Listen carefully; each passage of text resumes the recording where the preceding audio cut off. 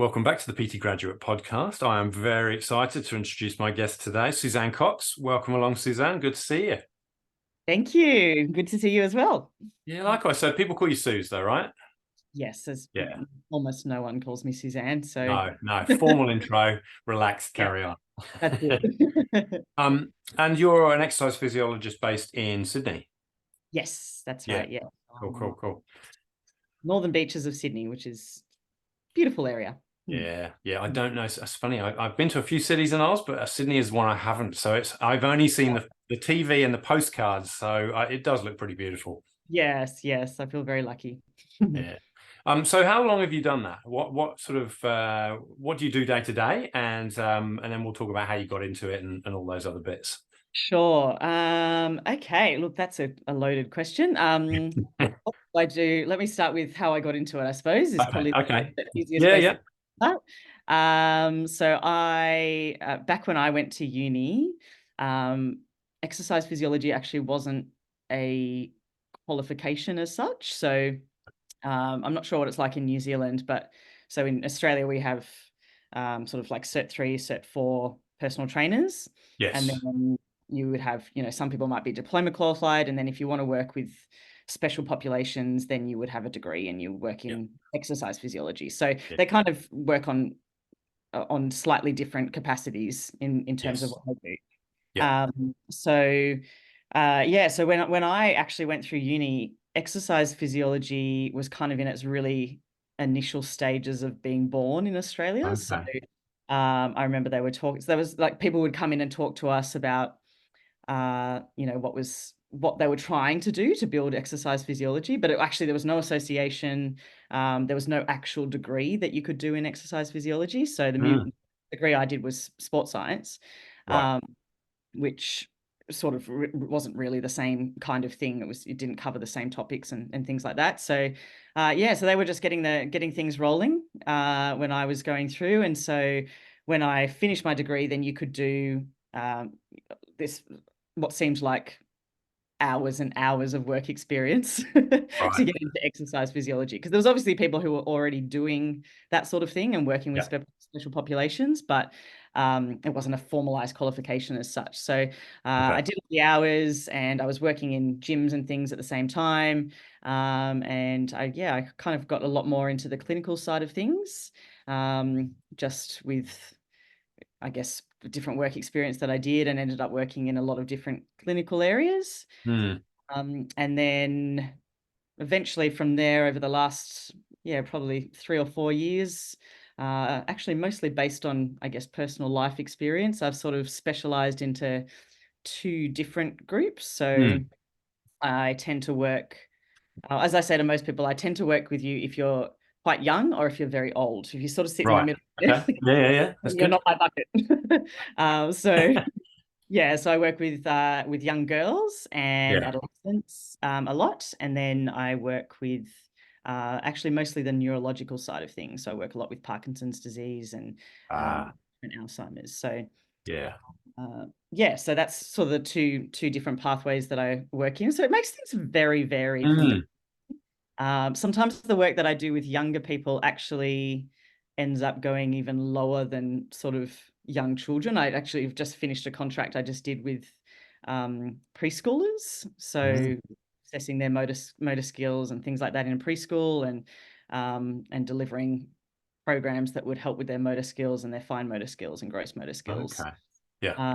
Yeah. So what my day looks like from day to day can be very, very different depending on what day it is, what contract I'm on at that time of year, what I've decided to take on. I always laugh, when you go traveling and it says what your occupation is when you have to sign in to go into another country. And I think, right here, What shall I put? where do I go? I mean, I know I'm an exercise physiologist, but it's very, very varied depending on what I'm doing at the time. Yeah. I just put coach, and then I was at Heathrow one year, and this guy goes, "What sort of coach?" It's like, "Oh, flipping heck, here we go." There's a queue behind me, mate. Does it really matter? Does it really count? Yeah. And then when people hear exercise physiologist, they automatically think that's a physio. So then people start asking me injury questions, and I'm like, no, that's not me. I don't know that. Yeah. You got it wrong. Yeah. Um, Interesting. And then so how did you gravitate to either ends of the age spectrum? Was that just sort of, did that just occur over time, or was it a deliberate thing? No, very deliberate. So I actually started out, well, the two different buckets are probably for two different reasons. So when it's the adolescent girls and young girls, I have a dancing school. So I was dealing with young girls and adolescent girls just all the time, and I could see what the health challenges were. I could see what the nutrition challenges were. I could see all of that, and I could see how I could help. Yeah. And so that sort of brought me into that category. The older populations and the neurological conditions. My dad was diagnosed with Parkinson's disease Mm, before he actually passed away from it. mm, mm. And so, yeah, I just got really interested in the Parkinson's disease and other neurological conditions that went along with it. And Mm. yeah, I was able to, really learn a lot when he was going through it. And, there's a lot that's not really taught to a lot of people in the Brilliant. health and fitness words in Yeah. terms of what we can actually do for someone with Parkinson's disease. It's actually quite profound what a difference we can make to them. So, Okay. and I was able to see that firsthand with my dad. And yeah, when he passed on, I really wanted to keep delivering that message and help other people who also probably didn't know how much of a difference we could make with exercise. So Mm. yeah, it's both very personal reasons as to why Sure. I got into them. Sure. I found a fair amount of work that you're doing in that space for the Parkinson's people, and the whole the charities behind it, and the work that you've done. And that would probably be a really good opportunity now to talk about what you've done. I mean, the amount of time you've dedicated to raising funds for them is phenomenal. You've got this Shake It Up challenge, Run for Rog, which is really awesome. I mean, the majority of what I found when I was searching out some background information was about that, and Yeah, right. you've done. I mean, the amount of kilometers your legs have traveled is it's pretty phenomenal. So obviously that was the motivation behind it. So to tell us a little bit about some of the challenges you've done, but also the whole base camp thing. Yeah, sure. Gosh, I could talk about Basecamp all day. So good question. Excellent. Let's go. uh, yeah, my dad passed away in 2020, and he passed away in August of that year. And then I decided that I would do a challenge every year to Wow. uh, to honor him, and Mm, mm, also to raise funds for the Shake It Up Foundation, which is an Australian-based foundation. But what I really love about them is that 100% of the funds that they get donated go to research. So yeah. most people aren't actually aware. A lot of charities, while they're trying to do great work, a lot of the income that comes in actually goes towards just paying wages and keeping the charity running and things like that. So this Yeah. particular charity is run through a guy that actually has Parkinson's. So he set it all up himself. So he actually personally pays the wages of everybody and makes the charity run so that 100% Mm, of those funds can go towards research, which is, and some of the stuff they've been able to do, they're linked with the Michael J. Fox Foundation. yeah. And so, some of the research they've been able to do, we're just getting so much closer to getting things that are going to make a real change to people with Parkinson's disease, or even Fantastic. just preventing it in the future, Yeah. treating it, Yeah. early diagnosis, all of the things that really make a difference to how somebody lives with a condition like that. So, Mm, yeah, so they do some really, really great work. So I came across them, and I thought, yep, they're going to be my people that I'm gonna fundraise for. I don't know that I started out thinking I would do it every year. I think I just thought mm. it was, yeah, okay, August 2020, I'll do one in November 2020. And then I think the first one, because it was just after he died and it was very close to people's hearts. I think that year, I think we raised close to $15,000 in the first year, Brilliant. which was just Mm, amazing. Just get blown away every year by how much people support it. And yeah, so that year I did the amount of kilometers that is Everest Base Camp ah. in the amount of time that it would take to do base camp. So I did 140 kilometers over 14 days, I think 130 kilometers over 14 days or something Yeah. like that. It's all a distant memory now. So, and I mostly did that one. I did think about, oh gosh, it'd be cool to do Everest one day, because I knew I'd found my dad's diary Ah, of his Everest journey himself. So, right. I'd found all that, and then I thought, oh, yeah, that'd be really cool to do one day. But it was COVID, Mm, so I couldn't do much. So I had to do something that was Sydney based. We were still very much in lockdown when, when all of that was happening. So, mm. yeah, so I kind of just created my own challenge of running around Sydney. And then the next year, I did an ultra marathon through the Blue Mountains of Sydney, Okay. which was meant to be 45 kilometers. We took a wrong turn, so it ended up being closer to 50 kilometers. Okay.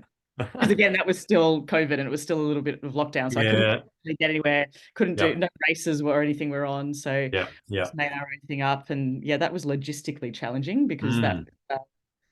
because it took about 8 or 9 hours to complete. So we had to have like, it's actually a race that's normally done. And all of the challenges, I should probably mention, I pick all of the challenges based on something my dad's done. Ah, So okay. my Okay. dad had completed all of these things. He was Yes. very, Yeah. Yes. very, very, very fit. So he used to do, you know, ultra marathons, marathons, cycle across Australia. He did all of the things. Uh, so he was Wow. the last person you would expect to get diagnosed Mm. with something Mm. like that. So yeah, so I did that because he'd done that a few times before, this particular ultra marathon. So yeah, so we had to organize the whole thing ourselves in terms of, there was no drink stations organized. There was no, all of the stuff that you would have in a race that's set up. So we had to Yeah. organize that ourselves. So had my mum somewhere, I had one of my friends somewhere else, and Yeah. Yeah. uh, Yeah. managed to rope in a couple of friends to run it with me because it's deep in the bush. So, you Right. know, having some extra support around would have been quite crucial. So Yeah. It's a bit of that's safety. yeah, that's it. So that Yeah. was 2021, and then 2022, we have a race in Sydney that's called the City to Surf, which Yes. it's quite famous. So Rings a bell. Yeah. even in New Zealand, you might have heard of it. Mm. So that's 14 kilometers, I believe. Yeah. Should check that. I should know that, but I think 14 kilometers. And my dad moved from the UK when he was in his 20s with my mum, and he had completed that particular race 19 times. So I did 19 days of City to Surf. So I did 19 days. No. Yeah, and I didn't really train for that one. 19 times 14. Jesus. It was a bit of a uh last minute decision, and so I Mm. hadn't done a lot of training for it. So that one, oh gosh, I scraped through that one and just got through. Had a Good. fair few injuries towards the end there, but nothing too serious, just a few things to get by. And then 2023, I thought, yes, I'd love to do base camp this year, Everest base camp. And then my brother got it for me for my birthday. So Oh, brilliant. it was the perfect timing. And yeah, base camp was just, I honestly say it's the best thing I've ever done in my entire life. Okay. And, it's, if you got even a smallest inkling of that, thinking that's something that you'd like to do, oh gosh, I highly recommend it. It was life-changing, transformative, Okay. challenging, Mm. very hard to breathe. And you sort of, you could be, once you're at those really high altitudes, you'd be just lying in bed at nighttime, and then you go to roll over onto your side and you'd be out of breath for 30 seconds. And uh, Really? so, yeah, very, Wow. very challenging, but gosh, just amazing. And then, yeah, as I said, I had my dad's journal he kept a really detailed journal that he had done when he did base camp. So Mm. yeah, so I was able to literally follow in his footsteps, and then I would find these things, like there was a Buddhist monastery there that he'd written about, and then we ended up at the Buddhist monastery, and I said to my Sherpa, how long's that Buddhist monastery been there for? And he said, oh, it's been there for hundreds of years. And so then I stepped inside, and I just, was having these Mm. overwhelming feelings of, oh my gosh, my dad's literally been in this exact monastery. And then same thing, got to base camp, and I just had this overwhelming feeling of, oh my gosh, my dad's been here, and I just had this overwhelming feeling that he was there. It was just Right. Wow. so intense. Yeah. And then I couldn't breathe, so I had to stop being emotional. Like pull it It's together. a tricky one, isn't it? I mean, your feet have probably literally stepped where his feet have stepped, right? So Yeah. Well, it's as I was saying, as I've said to people before, it's so much changes over time, but something like Everest Base Camp, that's literally the exact same trek. We were following his journey. yeah. It's the pathway hasn't changed, and there might be a bit more rubbish there and things like that now, but it's still exactly the same route. So yeah, literally the same footsteps, which is pretty cool. So I don't I know roughly the stages, but can you remind me sort of what sort of altitude base camp sits at? Yeah, base camp is 5,364 meters above sea level, I think. Okay. Okay. Wow. And then so you do that, that takes you, so the whole trek takes you about 12 days, but to actually get to base camp takes, Yeah. oh, that's probably about 7 or 8 days, I think, from memory. And then on the day after that, uh, you do another mountain called Kalapatar, which is actually higher than that. So that's a bit Right. closer to, I think that's 5,700 or somewhere around Okay. uh, that sort of mark. So that one was actually challenging. Mind blowing. Yeah. Um, and you had some challenges, right? At that you were on your own at some point because people were unwell and not Yes, being so. yes. I was surprised at the amount of people that chose to do base camp that, like I don't think they would have done much training and things like that. Not necessarily the people I was with, but yeah, all walks of life do base camp. Um, and it's quite achievable, even though it's challenging because you've got a certain amount of kilometers to complete per day. Um, it doesn't really matter how long it takes you. So, if you're a bit fitter, you might get there earlier in the day. It might take you longer to get there, but really you're just walking. So it Mm, doesn't mm, require a skill. It doesn't mm. require a particular practice that you've done or anything like that. So, yeah, so there was a lot of helicopters. There's a Taking lot. people out. Yeah. I mean, not all of them. Some of them are just people doing a tour because you can actually Okay. just helicopter into base camp and then helicopter out. Um, which I was like, my dad would be horrified if I did that. How So dare they? I didn't even consider it.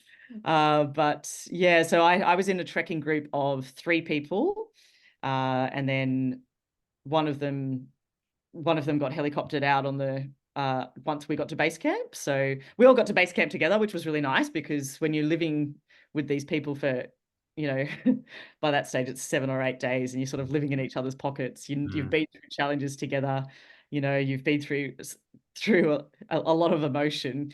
yeah. It was really nice to reach that all together because it felt like a real team effort. Uh, Mm-hmm. so we managed to do that all together. Then one of them got helicoptered out from base camp, and then the next day, the other guy was going to have to get helicoptered out because he had altitude sickness. So, Okay. which is it's purely genetic, whether you get altitude sickness or not. It's not based on Right. fitness. So, Okay. I was feeling pretty confident because my dad hadn't mentioned anything in the Mm, journal about mm. sickness, and Yeah. even said, the people he was with were getting sick, but he felt Yeah. okay. So I Yeah. was feeling quietly confident that I had the right genes. Yeah. Yeah. That was No. looking good. Yeah. So, but that actually on that day when I went by myself, oh yeah, and then my Sherpa got sick halfway up the mountain. So Oh, okay. so, and everyone says to me, "How did you know where to go?" But it's actually quite clear. It's a very clear pathway. So, and you can see the people at the top. So, yeah, quite manageable to get there by yourself. And actually, kind of on reflection, I really like that I got to do that part by myself because my dad had written about that a lot. Oh, okay. And I got to the top of that mountain and I took a little rock from the top that I wanted to Ah, bring back home and put on his grave. And so it ah. was just a really nice Mm, moment to mm. reflect on our relationship together. So Yeah, definitely.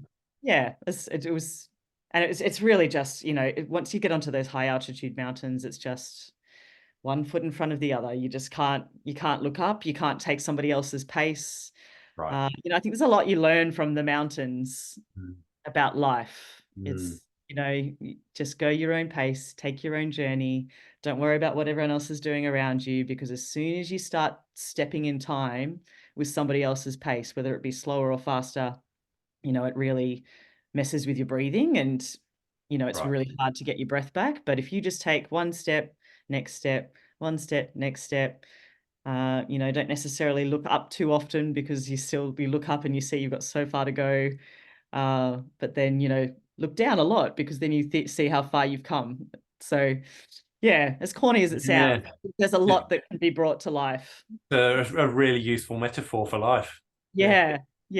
yeah, Yeah. yeah. I And like it. a lot of mountaineers say, there's, you do one mountain and it feels challenging at the time, and then you do a higher mountain, and then that next mountain seems more challenging, but the mountain that you just did before now seems very achievable. And Yeah. again, those Yeah. stepping stones of life of just one step at a time. Yeah.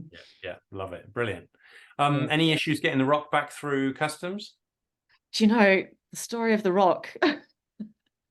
So I couldn't. There was something that they check your bags when you're at Lukla, which is the airport that flies out of the mountains. Right. And so, funny story.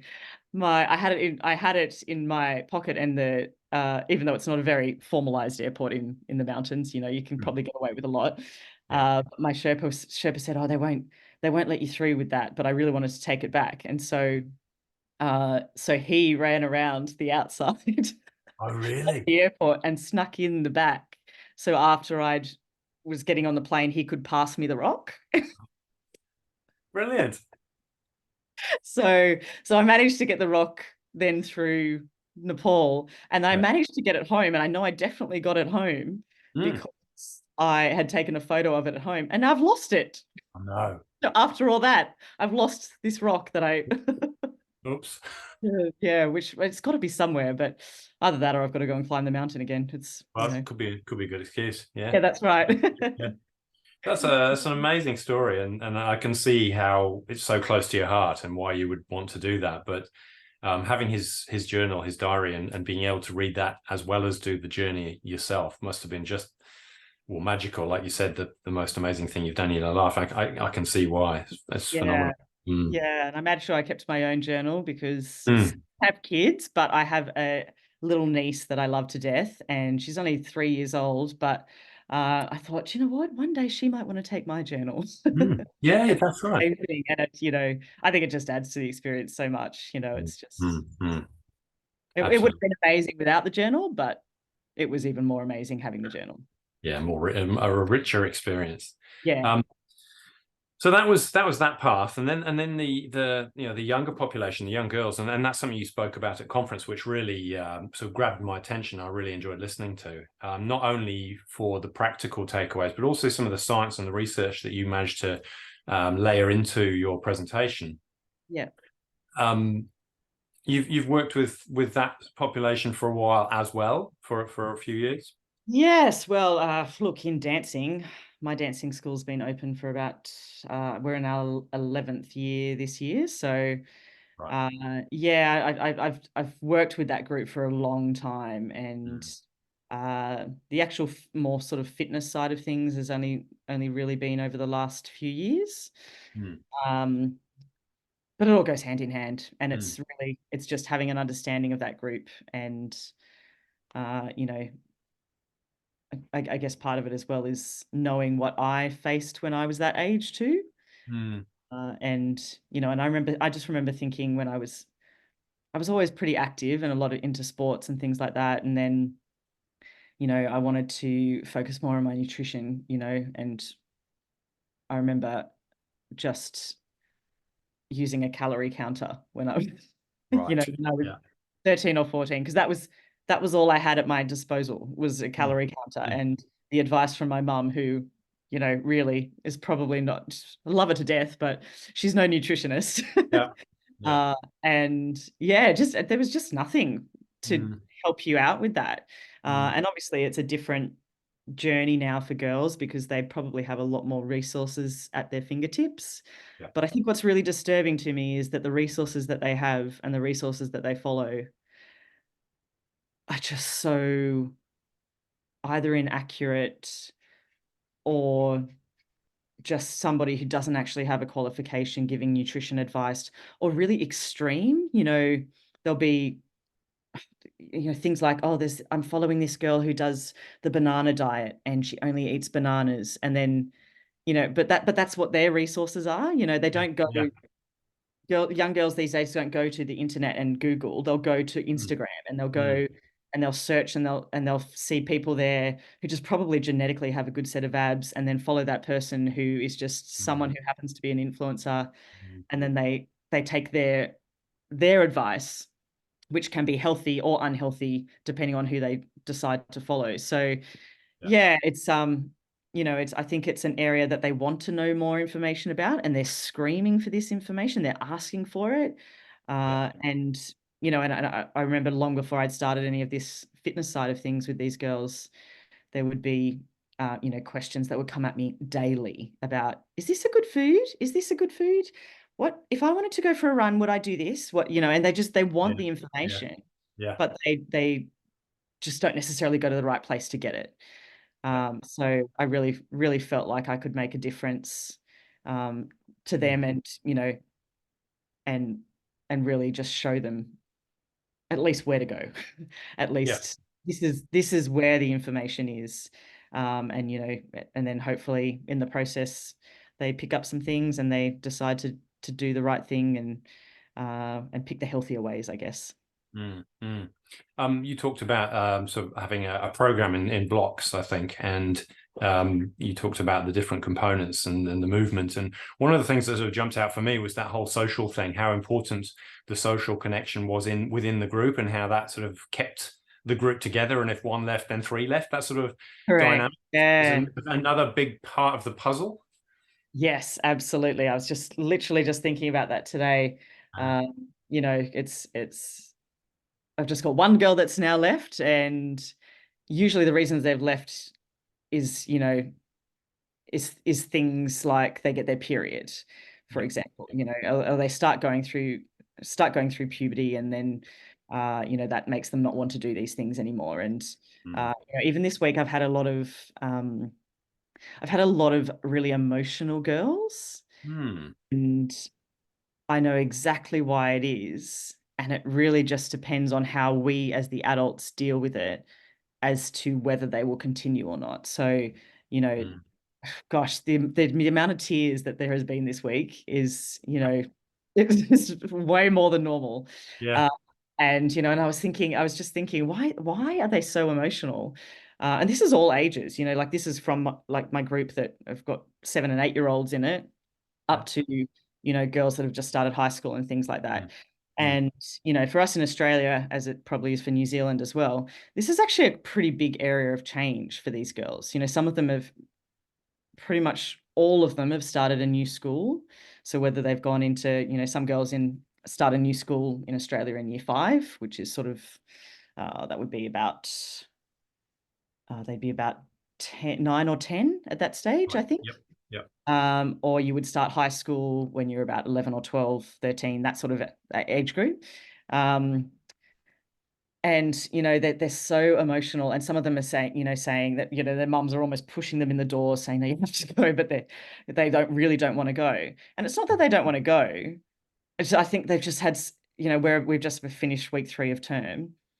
They've been on holidays for 6 weeks where they Mm. haven't done anything, Mm. and they've just been relaxed and stress-free, and then they've just been thrown into these big changes. And you know that's really hard. That's hard for an adult to cope with changes Yeah, like, it is. think Yeah. about when you start a new job, and Mm. you start, I don't know, you join a new club or you join a new Mm. gym, whatever it is that's new. That can actually be quite taxing for a little while. Yeah. And then there's these young little brains that are trying to cope with that, not having the maturity to understand Mm. how difficult that actually is.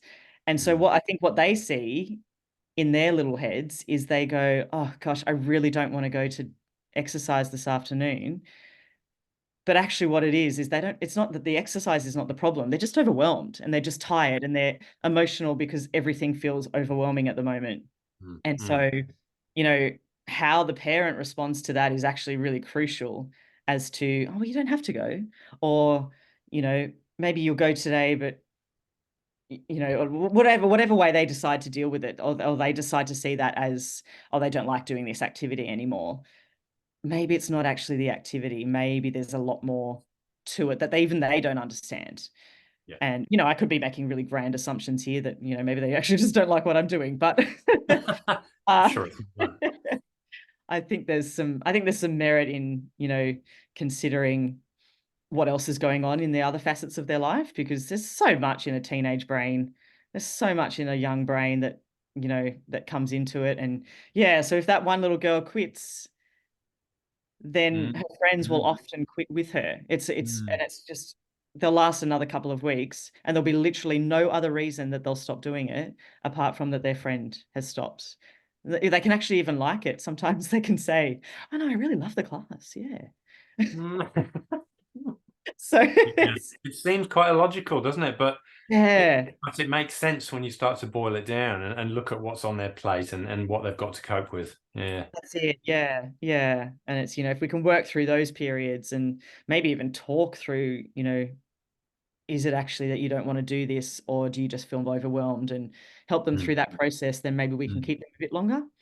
And so your leadership there is quite important, isn't it? So I suppose they can relate to you as you know, you've been through it yourself, and you know, you've probably got some wisdom that can be shared. And so it's almost like that school parent relationship. If you've got a coach as well who's there as well giving advice, it's kids will really look up to those people sometimes. Yeah, yeah. I'm very mindful of just how much of a person in their life I am. Mm. You know, as I say to people all the time, I see some of these kids more than I see most of my family and friends. You know, if they're Yeah, coming a few days a week, I don't see my friends 3 days a week, you know. yeah, that's right. Sometimes, Yeah. yeah. So I do build a really strong relationship with them. Mm, Um, and sometimes that can be a little bit hard to let go of in mm, getting other people to take classes and things like that, which I'm working on.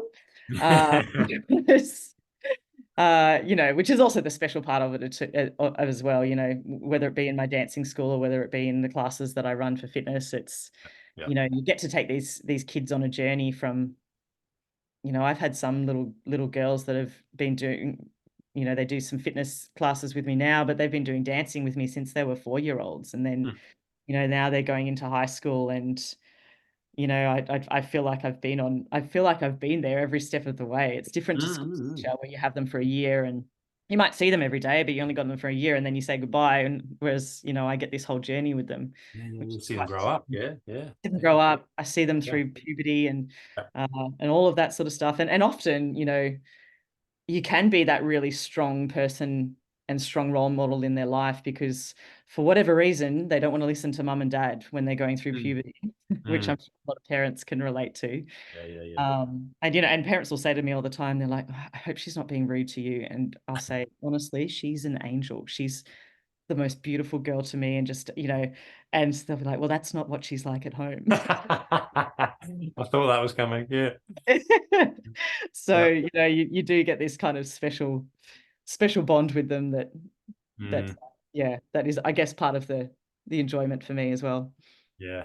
So the dance school was there first, right? So that's been going a long Correct. time. So is Yeah. that is because you've got a dance background? Is that right?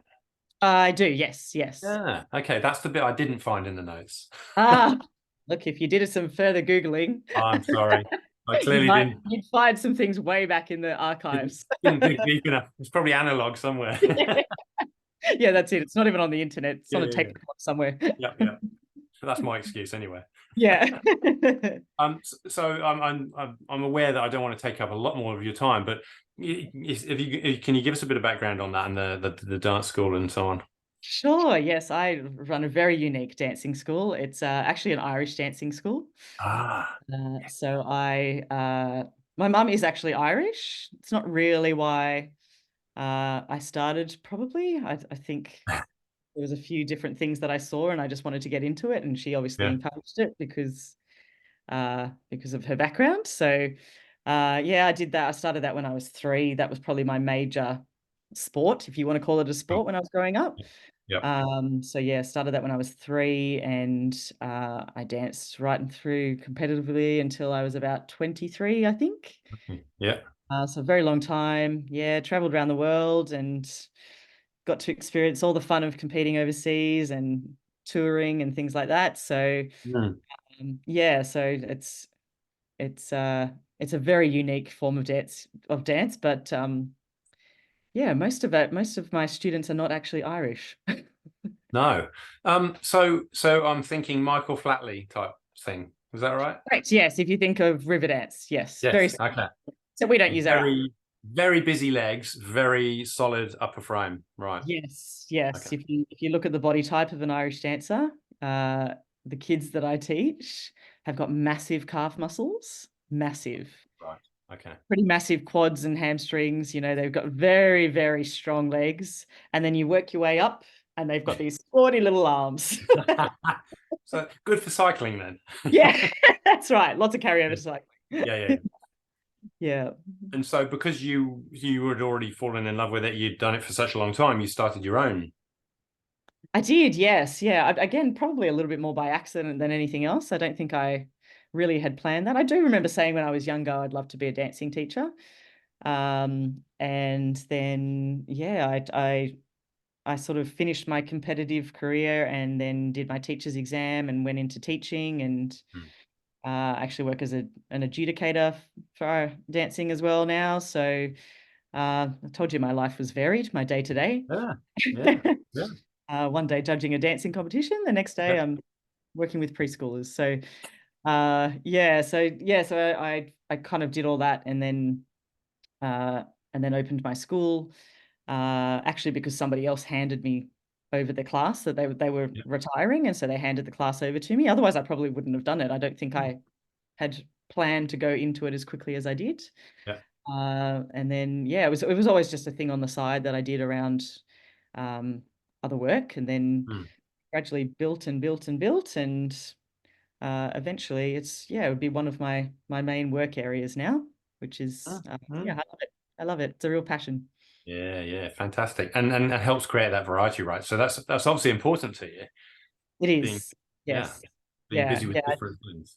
I do enjoy the variety. Yeah. Yeah. I Hmm. think you know, I think everyone's got their own pathway in this industry. And, you know, for some people, I think they love just doing that one thing and doing that day to day. And then other people like the variety of, you know, putting yourself into different little buckets. And I think you Hmm. just got to figure out what works for you and yeah, what really lights your fire. Yeah, yeah. And that leads us nicely into sort of picking your brain on tips. So that's something other people have said, you if you get into this, you don't really know where your area of expertise is. So try everything, find the thing that you love, and then really specialize in that thing. Yeah. Uh, that's obviously worked for you in particular areas. Yes. What other things would you say are, useful tools or tips that you've sort of come across and then gone, right, keep doing that because it's working? Yeah. I think I would say just take every opportunity to really embrace being able to learn from other people. You know, go to conferences. You know, Yeah, all of us as presenters at conferences, we love sitting in on other people's sessions and yeah. you know seeing what lights their fire because it might not be what lights my fire, but you know now I've got this other perspective of what somebody else out there does, and you know there's all these little pockets of things and such cool stuff that people are doing, Mm, and we're all so passionate about whatever area we've picked that you know that I think we can just learn so much from each other. And there's something really exciting about being around someone who's just passionate about whatever it is that they're doing, whatever that could be, right. you know. Yeah, So yeah, so I think that would definitely be one of my top tips. And along with yeah. that, you know, don't be afraid to ask someone for help. You know, Mm. I'm 40 years old now, and I am just starting to study a nutrition qualification. Oh, So yeah, yeah, because I wanted to really add that into the work that I do with the girls, yeah, particularly. yeah. Um, and you know, I don't think you're ever too old for work experience. And you know, I've already touched base with a friend who's a nutritionist and said, you know, can I jump in and can I just do some shadowing with you and just see what your day to day is like? And Mm, it's not necessarily what I want to do. I don't really want to be doing one-on-one consultations mm, with people. That's not really what I'm doing it for. But yep, you know, she loves nutrition and she loves what she does, and just by being in that environment, I'm going to gain something. So Yeah. I think, don't be afraid to just ask someone to really help you. I think that the really great people in this industry are just so willing to point you in the right direction. And if you find those people, then hang out with them more. Yeah, yeah, yeah, yeah. Yeah, and as you say, it gives you a real flavor of their day, right? So if you were interested in becoming that nutritionist, Yeah, like you say, don't be afraid to ask for help, but it's that work experience, the real life nitty-gritty day to day is what matters, right? That's where that's it. you're going to be spending your time. If you don't know what that feels like until you get Yeah. there, it could be the wrong decision. Yeah. And you also never know where life's going to take you either. I don't think I ever planned that this was what my life was going to look like, but things just happen organically, and Mm. you know, people pass away, and that guides you in a different light, and things happen, good and bad, and they Mm. all kind of send us on a different pathway in our journey. So Mm. uh, we just got to stay open and see where the world will take us. That's brilliant. That's a great note to finish on. Thank you. That's awesome. I've got your tips, and I've got a few notes in between, so I'll put those in the show notes. If anybody listening would like to reach out and pick your brain on anything, is there any best way to get in touch with you? Yes, probably. I've got a couple of things up and running that is probably still in the works. So probably the best way to contact me would be either via my email, which is info@girlthrive.com.au, Yeah. or otherwise, you can have a look at the website as well there, which is www.girlthrive.com.au. Yeah. And there's some, few links to contact and things like that in there, and that should get you in touch with me. Fantastic. Good. Well, I'll throw both of those on the show notes with everything else. So that's great. Thank you so much again for your time, Suz. It's been great Pleasure. chatting. Yeah, great. Great. Thank you. Cheers.